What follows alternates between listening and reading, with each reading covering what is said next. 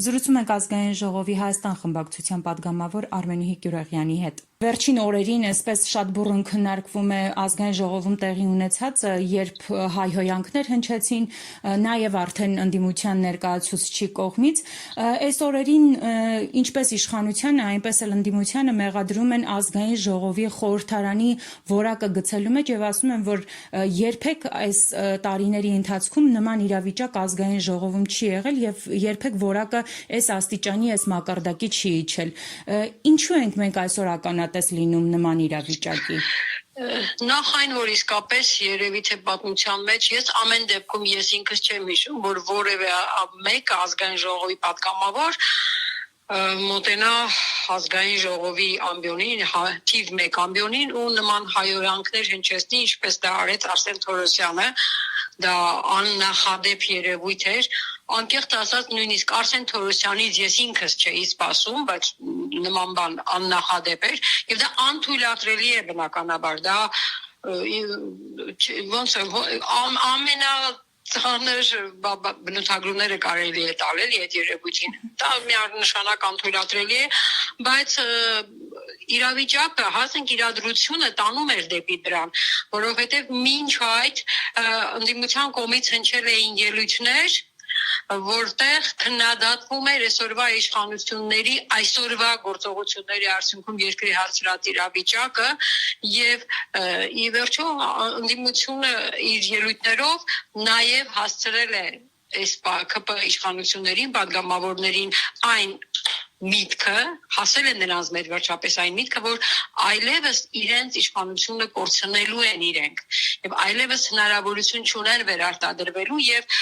այդ ամենը ինչ ցուցադրվեց ԿՊ-ի պատգամավորների կողմից, դա ըստ էության նրանց վախերի ցուցադրումն էր, վախեր իշխանությունը կորցնելու եւ առավել եւս իշխանությունը կորցնելուց հետո պատասխանատվության պահը գալու համար։ Դրա մասին էր այս ամեն ինչը։ Բայց հայհոյանք եղել է ոչ միայն իշխանության պատգամավորի կողմից, այլ նաեւ ընդդիմադիր պատգամավորի կողմից։ Ուրեմն եթե այդպես ենք նայում, ապա պետք է հիշենք, թե ինչ ելույթ ունեցավ ազգային ժողովի փոխնախագահ Հակոբ Արշակյանը եւ ինչպես նա վիրավորեց կոնկրետ մարդու ազգին, կոնկրետ մարդու պապին, հասկանում եք, եթե իրենց համար թուրքը վիրավորանք չէ, ապա մեզ համար դա ոչ միայն վիրավորանք է, շատ ավելի ծանր է, երբ որ մեկին համեմատում են, ներկայացնում են բնութագրում որպես տալիս են թուրք։ Իրենց համար միգուցե դա վիրավորական չի, բայց ես համոզված եմ, որ հայ ընդհանուր հավաքական հայի համար դա խիստ վիրավորական է եւ ամեն ինչ սկսվեց այդտեղից։ Բայց դա արդարացնում է Տիկին Գյուրեղյան, իհարկե դա պատճառ չէր, բայց պետք է հասկանալ նաև ռեակցիան, հա, որ ես զարմացա, գիտեք ինչ, այդքան էլ հեշտ չի, հա, դիմանալ նման վիրավորանքին, նման հոխորտանքին։ Եվ հա, ես չեմ արդարացնում Լևոն Քոչարյանին իհարկե, բայց այդ իշխանական ներկայացուցիչների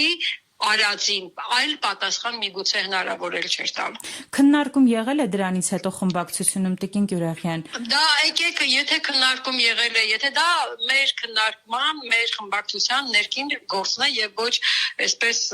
ԶԼՄ-ներով, հա, հայտարարելու։ Ինչ լինում է դա խմբակցության ներսում քննարկում ամեն օր ամեն ինչի համար մենք քննարկում անում ենք եւ եկեք մեր քննարկումները, եթե մենք գտնում ենք, որ մեր քննարկման որևէ նյութ պետք է հայտարարվի, հայտարարում ենք, այնպես որ այդ